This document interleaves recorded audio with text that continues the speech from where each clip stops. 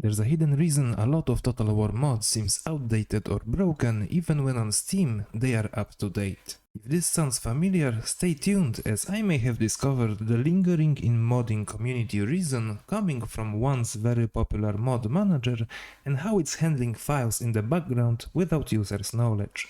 This video is representing my opinions, not to blame anyone, and about understanding a problem and mechanic most players never see that when used accordingly can and should benefit us all. How's it going everyone? Chop here, and I am both player and a modder of Total War Warhammer 3. Across full trilogy I've attained over 5k hours and I host multiple mods and collections on Steam. During this time I've experienced this issue from both sides, first as a player not able to troubleshoot the bugs, and then as author of mods and collections getting reports with problems I could not reproduce. Once again, this is not about attacking anyone, and the mechanic I'll be talking about is intentional, but the problem is that most users don't know that it's happening and how to deal with it once it occurs. Here's how it works. When you subscribe to mod on Steam, it downloads it into the workshop folder, which Steam will update automatically every single time upon launching the Steam app.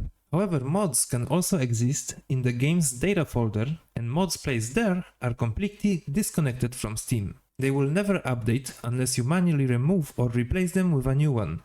To understand the problem, you need to know that the game reads the data folder first. So if a mod exists in both places, the game will load the data folder first, even if it's older than the one on Steam, further preventing it from update and most likely causing bugs and crashing the game.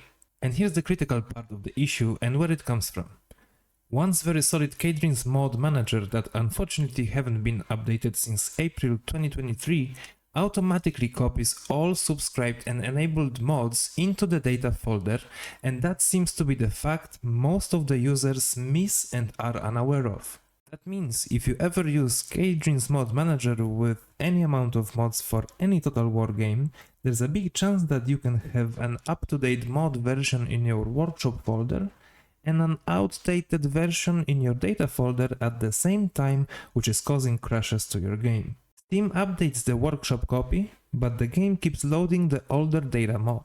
From the player's perspective, it looks like the mod never updated, even though it did. In my opinion, this is one of the biggest hidden causes of modding issues across Total War, especially Warhammer 3, as it's getting updates because players often leave the game for months, come back after new DLC drops, maybe switch mod managers, and suddenly things start breaking apart. They see mods updated on the workshop, but their game is secretly running old versions from the data folder.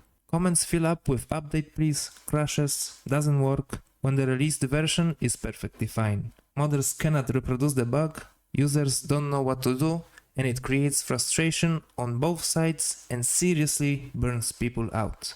The solution and the safest option right now is to use PropJoe's Warhammer 3 mod manager.